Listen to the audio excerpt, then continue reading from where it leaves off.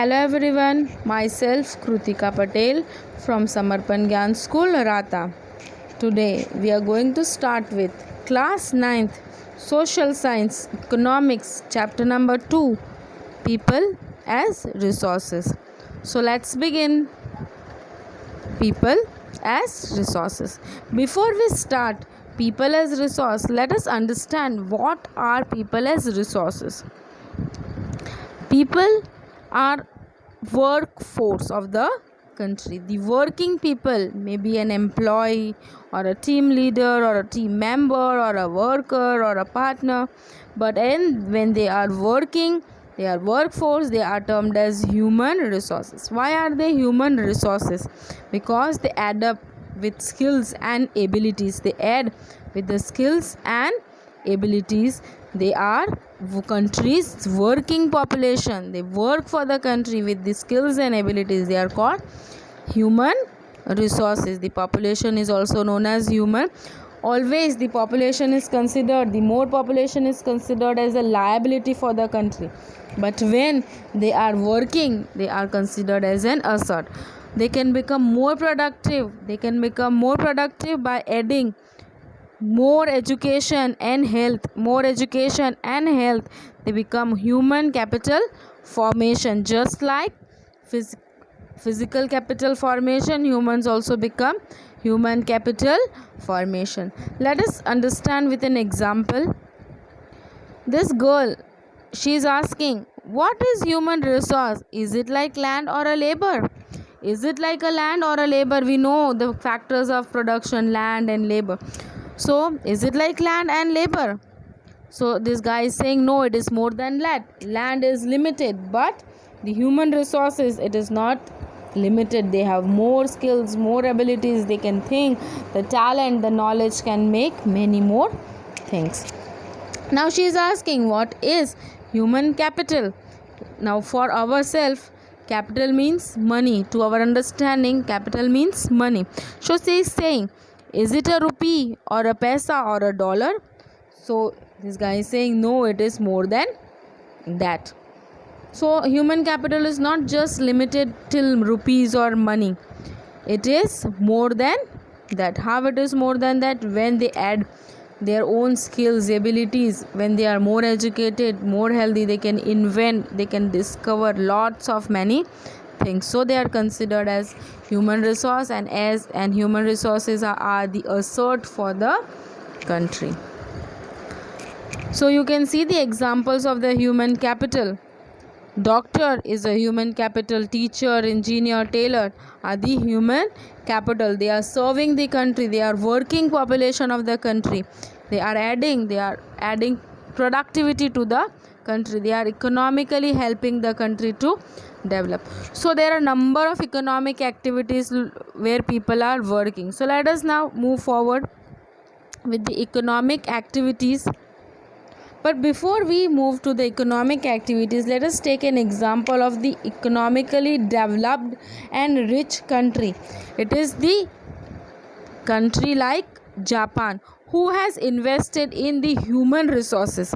They don't have any natural resources, but still, like, they have invested in human resources like doctors, teachers, engineers. They have lots of many human resources.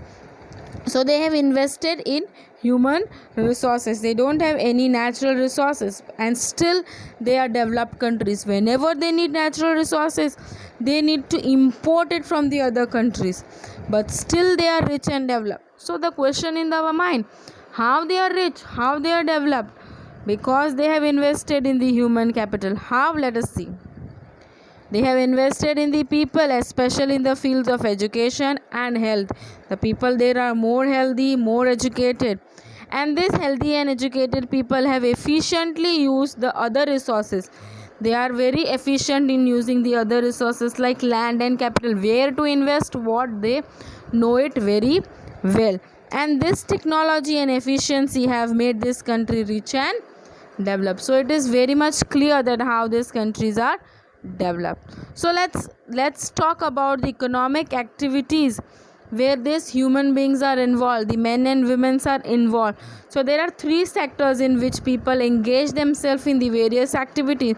So what are the three activities? Primary, secondary and tertiary. So we will look upon each of them one by one. So let's move forward. What activities can you recognize in this picture? You can see the dairy, you can see logging of the wood, you can see the farming, the fishing. So what kind of activities are this? Yes, you all are correct. It is primary activities. What you thought is correct. These primary activities are closely related to the nature's human environment.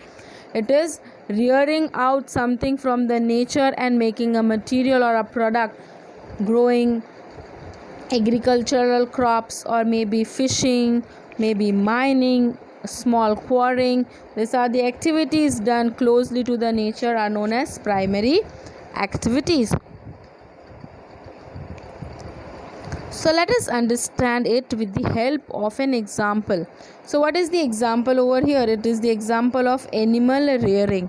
Now what is animal rearing? It is done with the natural biological process of the animals, the fodder of the dungs of the animal, product like milk, which is also natural product. So these are the examples of the primary activity. The main and important function of the primary activity is it is the base of all the other activities. It is the down layer part, bottom layer part. It is the base for all the other activities. If base will not, it is a very strong part of the activities for all the sectors. So what all things come under the primary activities? Agriculture, forestry, animal husbandry, fishing and quarrying. These are the things which come under the primary activities. Now, what activities can you recognize in this picture? I think you are thinking of a factory or a manufacturing industry, manufacturing unit. Yes. So we have understood about the primary activities. Now we are moving up to the next activity, that is secondary activities, that is also known as the manufacturing activity. So the occupation which produce the finished goods. Finished goods is produced by using the goods of the primary product of the primary activity as the raw material. The raw material given by the primary activities are used for making the finished goods over here. For example, cotton is the primary activity, a raw material from the primary activity, and the cotton is manufactured, processed in the manufacturing unit, and the cloth is made out of it. Same way, the sugar cane is the farming crop, agricultural crop, and then sugar is extracted from it by manufacturing process on it. Steel from the iron ore are the examples of the secondary activities. Why it is called secondary activity? Why it is not called primary activity? Because the final product is not produced by the nature, where in the primary it is produced by the nature. Here man involvement is there, the manufacturing is very much essential over here, and so it is known as the secondary activity. So let us understand with the example of the cloth. For example, the cotton is produced by the nature in the primary activity, but cotton, it cannot be used directly by us. So we converted this cotton by doing some process in the manufacturing unit and in the factory or at home, and then what is produced, and the cloth is produced. So what all comes under the secondary activities? Smelting, automobile production, textile production, chemical and engineering industries, breweries, boilers, constructor and shipbuilding. All this comes under the secondary activity. So what all things are there? What all things are included? The baking of the bread, manufacturing of the steel, weaving of the cloth is also included in the secondary activity. So now tertiary sector, the third sector of the economic activity. It is banking, restaurants, retail, transport. So let's understand this tertiary sector in detail. It consists of all the service occupation, like providing service. Teaching is the providing service, so it comes under tertiary sector. Transportation, communication, advertising, trade, health, education. For example, let us take in primary, a good is produced. How to send that good to the secondary? The farmer is going to send it to with a bullock cart or in any other vehicle. It will send it to the secondary sector. Now the many finished goods are produced out of the primary good. Now this secondary good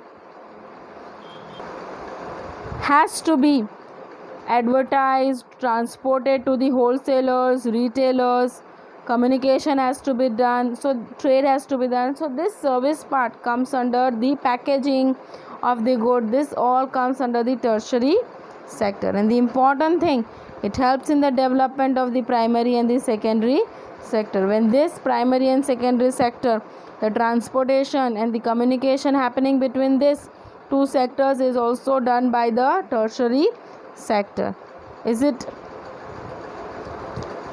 these activities by themselves do not produce a good, they do not produce any good, but they are an aid or a support for the production process. So they are also known as the support services. So what all comes under the tertiary sector we have already seen. Let's have a look at it again. Trade, transport, communication, banking, education, health, service and insurance. So we come up with the end of today's topic. So let's have a quick revision of the topic. We begin with the chapter's introduction, that is with the people as resources. Why people are considered as a resource, why are they assets. Then we also saw with the beautiful example of the country like Japan, how they invested in human capital and they brought a very good economic development of the country. So to bring the economic development of the country, what all economic activities people are engaged. We saw the three sectors in which the people are engaged: primary, secondary and tertiary. Primary sector, we saw it produces raw material for the secondary sector, and the base for primary sector is base for secondary and tertiary sector. Secondary sector is the manufacturing unit. It produces the finished goods, and the service sector is the tertiary sector wherein it supports, it develops the primary and the secondary sector. So here we come to an end of today's lecture. We will meet with the next topic in the next video. Till then, bye bye.